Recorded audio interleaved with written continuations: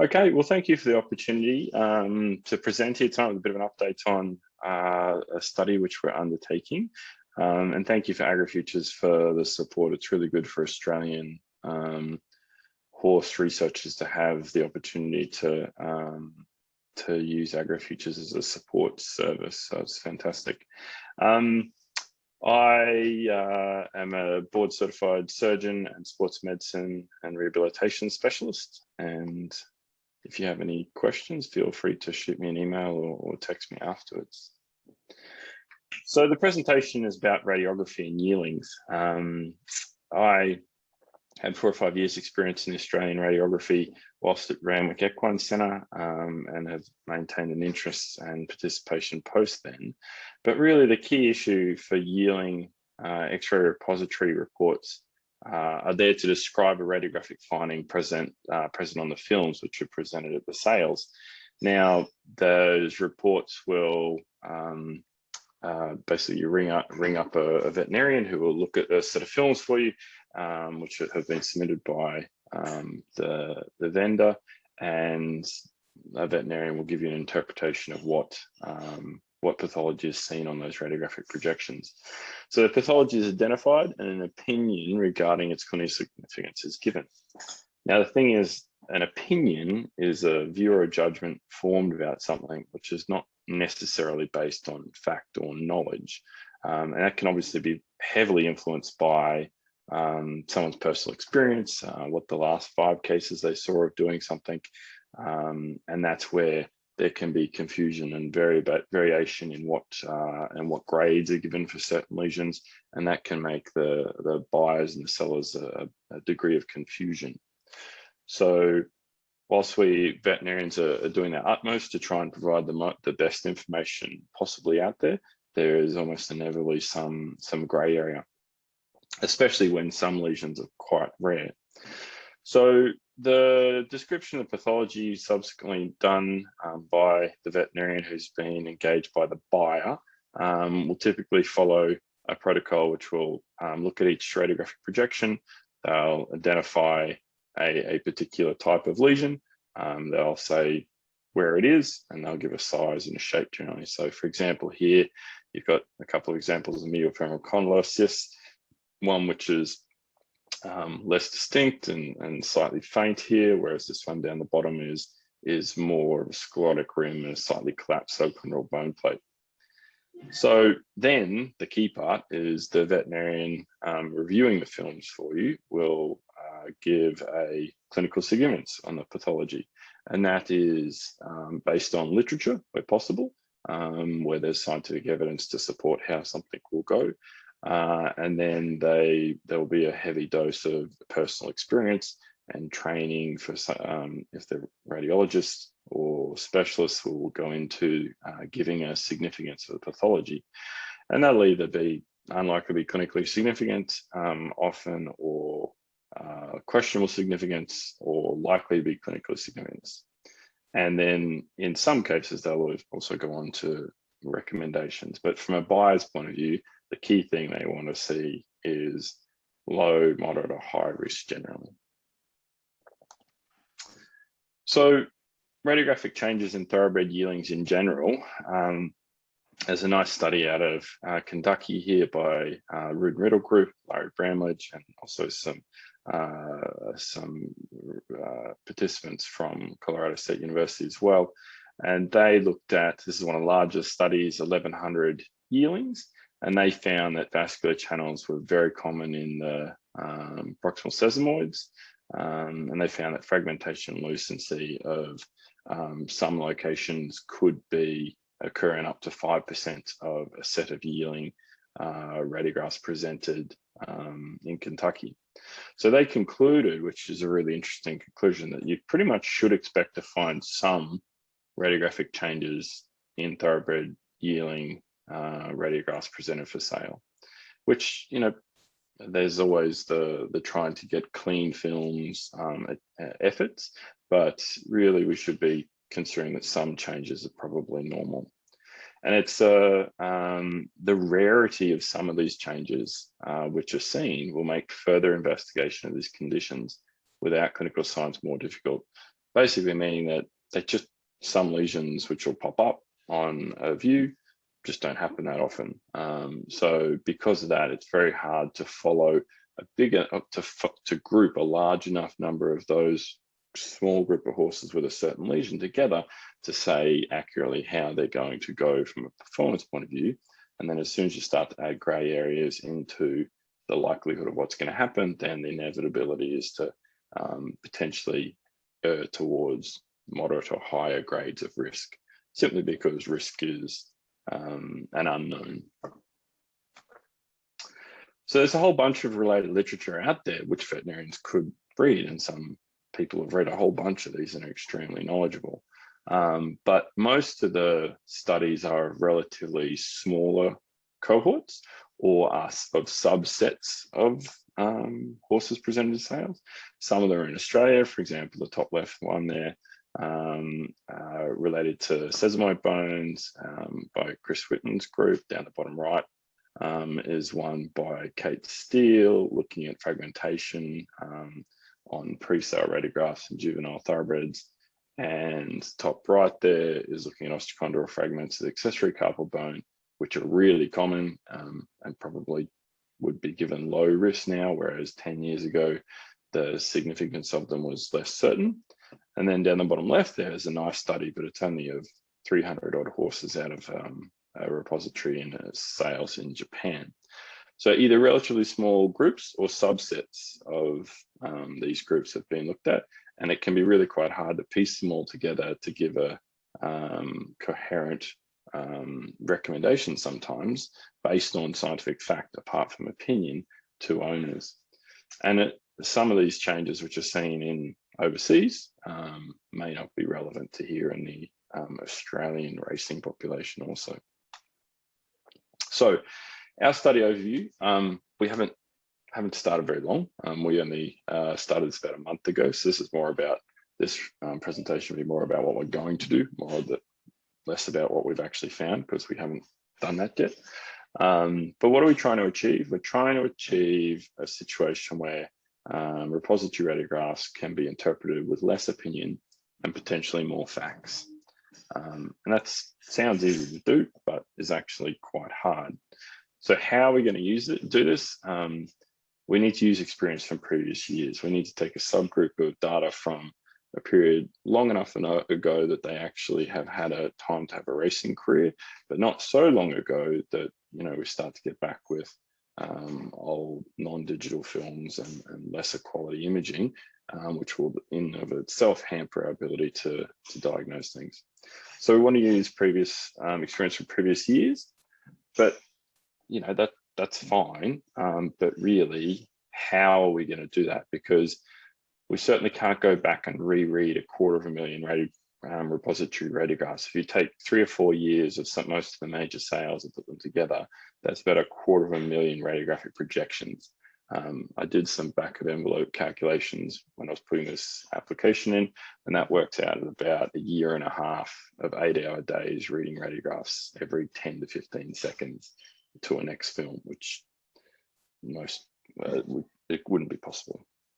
So how do we get a big group data set of radiographic reports and then look at the performance? That's the real key thing. And there's no standardization of reporting at sales either. A lot of the time it's phone call 5 minutes before a lot goes through, and it's a verbal report over the phone, and there's no standardization of how that reporting goes in that really crunch period between when the horse is presented a sale and when it goes to the ring. So difficult to use that data. So we had to be a bit creative. How could we do it? One potential solution, which we're going to try, is that there are reports that exist from probably a couple of months prior to sale, where breeders will present their horses for survey films, and there are survey film reports which exist. Now, those survey reports list the lesions, recommendations, etc. And there are a number of facilities that do large number of examinations. And our plan is to take those survey reports and de-identify all information relating to breeding. That's not the point of the study at all. So that'll all be de-identified. And then to use those reports to group yearlings with specific lesions. By doing that, we can get potentially 250,000 sort of repository radiographs for over 10,000, or hopefully 10,000, 8 to 10,000 individual horse sets of films. And then we can group them with regards to lesions. So there's no standardization of reporting though, which is another conundrum, because if you take a bunch of surveys from one facility in another place and then try to put them together, you can't just meld the data. They're different ways of reporting, grading scales. So we've got to find a solution for putting those reports together. And our solution is that we're going to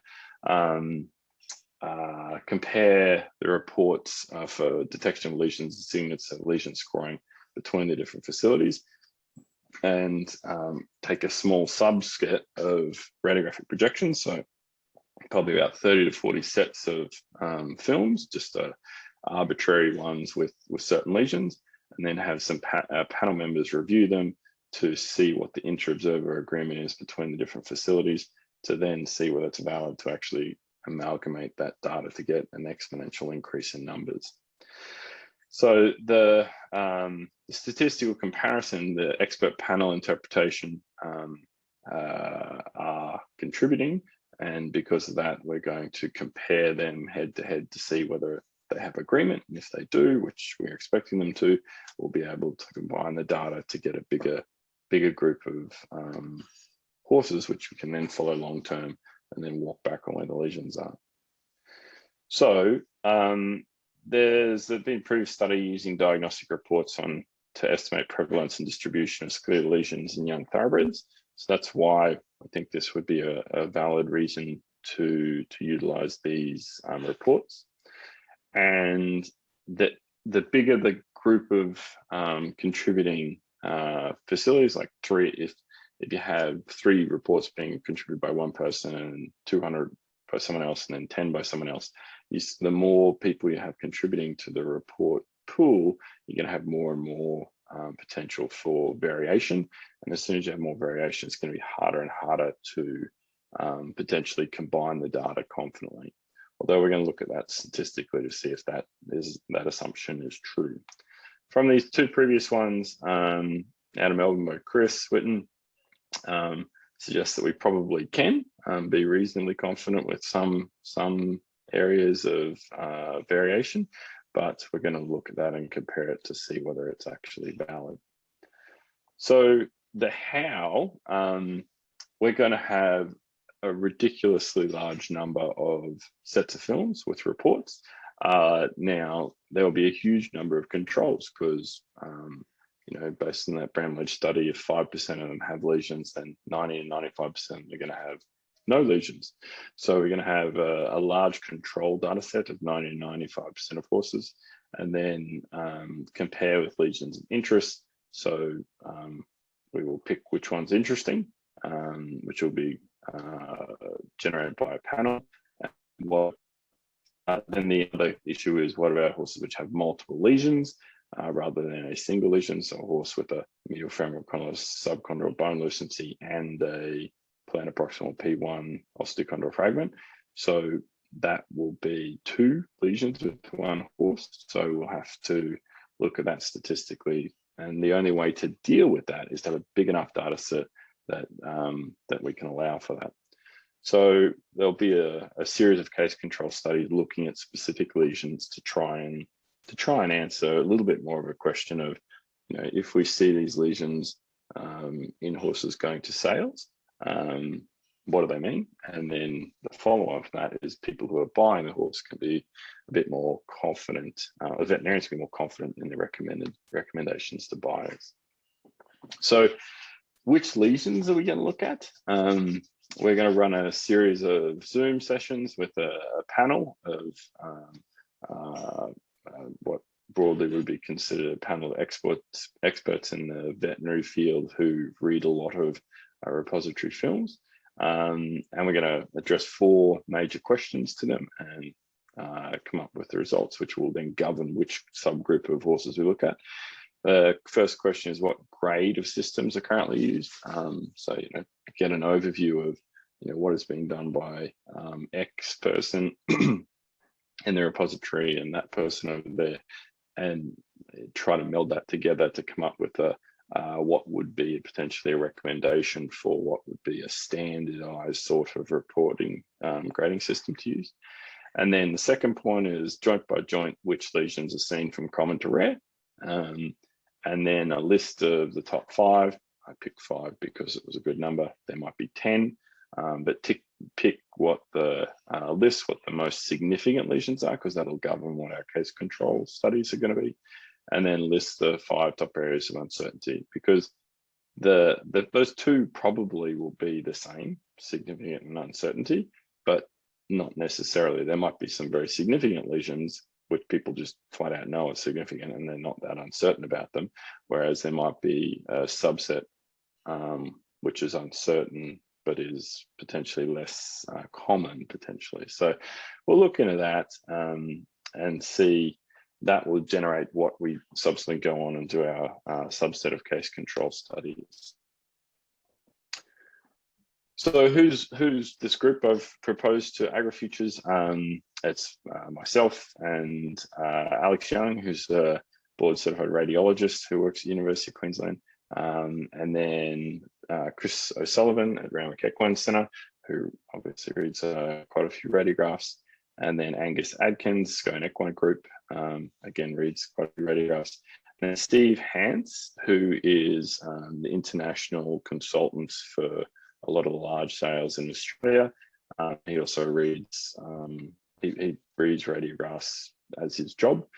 He does a lot of ones in the US and was instrumental in forming some of the repository systems in the US. So it's great to have Steve on board. And then the one at the bottom there is Brodie Argue, who's down the bottom right. Brodie's a newly minted sports medicine and rehabilitation resident at the University of Queensland. It's really great to have Brodie on board. He used to work down at Avenel, and he's going to take on some of the collating and organising data as part of his residency training program for the research aspects. So it's great to have Brodie on board. And then potentially we may have additional members as specific topic or lesion requires to get better engagement with the industry. So where are we at? We've only been doing this for say a month or so. So we're very early phases. We are currently gathering reports from the 2014 to 2018 sale period. That's our target period. We're trying to get as many as we can. Some will potentially be discarded if we can't get the complete set of data for them. They'll be de-identified, and then they'll be condensing all of those. One of the major hurdles, which is going to be a statistical issue we have to deal with, is condensing all those reports into a single database. And then once you have a single database, we will be able to link on the end the career race record, then subsequently go through and perform individual case studies on specific lesions, or potentially do a larger multifactorial statistical analysis for all of the variables, but that's yet to be determined with our statistical colleagues. And we're going to commence the Zoom session shortly. So that'll be to sort of frame what parts we're going to look at a bit better. And we're making good progress. Brodie and I are just working today on gathering a few more reports, and as they trickle in, we're going to work out how to compress them together into a single database, which will be great to have. So why are we doing it? What's the outcomes? What's potential impacts for the industry, and why is it worth investing time and energy into? We're hopeful at the end we're going to have some fact sheets. They might be things like even an overview of what grading scale might be embraced by the industry, and what do those grades specifically mean, outlined clearly for buyers and sellers to know. Fact sheets also regarding lesions to potentially be used by vendors or sale repositories. So there might be medial femoral cysts of less than 10 millimeters are associated with minimal to no effect on long-term race performance, or to high, or whichever one. And you've got situations such as this, where you've got cysts in the distal metacarpal MC3, or large sort of cystic sort of lesions in the distal intermediate region of the tibia. We might be able to tease them out a little bit better. And some of the ones which, in the past might have been seen as moderate risk, maybe have no impact on the long-term racing career, or maybe some of the ones which we used to put as low risk do have an impact. We're hoping to have a big enough group of data that we can statistically have a bit more confidence in that. And the publications, which the research is going to result in some open access publications, which just means that anybody can download them. They're not hidden behind a firewall of a specific journal, and that'll be filled with case control studies from the lesions of most concern at the top, working our way down until we run out of statistical power. Impact may be that hopefully at the end of it, if Brodie and I can contribute by there being a little bit less opinion, and maybe a few more facts for veterinarians to make recommendations at sales, that'll be really good. But clearly, there are a lot of other factors that still contribute to recommendations at sales, and that is unlikely to change. But overall, we're setting out trying to get a bit more fact for everyone, and potentially enhance buyer and seller confidence in what some radiographic lesions, and what that means from a career performance point of view for those horses which are about to go through the sale ring. And maybe in this situation, a little guy, they're getting a light bulb moment, what some things might mean a little bit more. That's the impact which we're aiming for. With that, thank you for your attention. I see one thing in chat there. No, that's right. That was Annalise putting in the RDE snapshot, so that's not a question. But if there are any questions or things online, I'd be more than happy to answer them. Thank you for your time. Thank you, Ben. That was really insightful and a great update to have. I'm not sure if we have any questions or answers just yet. There's nothing in our chat box, but people might be chatting away. There is one in here from Steve Dennis. Is it okay to answer them now, or answer them later? Okay, go for it. Yeah. Answer them now. Annalise is nodding. So, so Steve Dennis obviously has a very good computer system. He's asking how long before AI is doing more interpretation than humans. Yeah, probably not as long as we actually would knee-jerk think, I would guess, Steve. We're looking at doing another research thing I'm doing is looking at yearling endoscopy for laryngeal grades, and we're talking about collaborating with some UK people with AI interpretation of laryngeal grading, which I think could be a really good study to look at as well. But for radiology, there's a lot of extra factors in there about projection, exposures, and other things. But I think it'll probably be quicker than we think. That's a very vague answer. Sorry, Steve. And then Peter Reed, how are you defining long-term racing career? Good question, Peter. Thanks for that. We are picking a specific period of time. So the 2014, 2018, if we pick so from 2 to 5 as their racing period, for most the racing, sure, not all of them, but a lot of the racing in Australia is done during that period, then that allows us to, 2014, 2018 will actually have reasonable racing records on that subgroup. If we go back further than that, then we'll start to get issues with, the radiographic quality of films will drop off so much that we'll then be looking at plain films back in the day when, mammography and stuff was used and we couldn't really see many lesions anyway. So obviously it's not their full career, but we'll get as much as we can and we'll cut it off, mostly dependent on when we could get the projections. I've got one for Matt Could you expand on how you assess race performance, how you assess the impact of the cyst? Really other complicating factors. They're really hard to do, Matt. The only way to do it is to get a big enough data set that some of the other variables become less important. Assess race performance will be linked to the standard race records, so first, seconds, third, or placing, total dollars earning, which is probably a pretty terrible indicator of performance because it's can be so discordant depending on what race you win. Number of starts. So number of starts will be a really interesting one. What sort of grade races they started in, how many got to black type races, and how you assess the impact of the cyst or whatever lesion it is. Obviously, if that's the only lesion they had and you only had 3 or 4 horses, then it's really hard. But if it's the only lesion they have and you have 60 or 70 of them, and those 60 or 70 against the control group of 8,000, or a very large control group, if this group went on and had an average number of race starts of 24 and the other group had 18, then that probably will start to become significant. Obviously, we can't control for surgical intervention, intra-articular medication, all that sort of stuff.